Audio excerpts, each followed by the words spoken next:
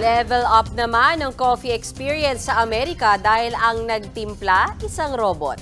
Yan si Adam na The Robot Barista. Gising na gising siya at hindi napapagod sa paggawa ng kape gamit ang kanyang robotic arms. Kahit anong kapeng ipatimpla mo, kaya ni Adam. Mapa-iced latte o hazelnut latte, kaya rin niyang gumawa ng boba tea, iced tea at cocktails. Approved naman sa mga customer ang timpla ni Adam. Makakatulong daw ang robot sa mga coffee shop na kinukulang sa tauhan.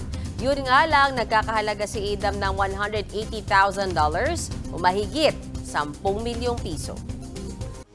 Mga kapatid, may Los Baños po. Huwag magpahuli sa mga balita at impormasyong dapat ninyong malaman. Para sa mas malawak na balitaan at diskusyon, mag-follow at mag-subscribe sa social media pages ng News 5.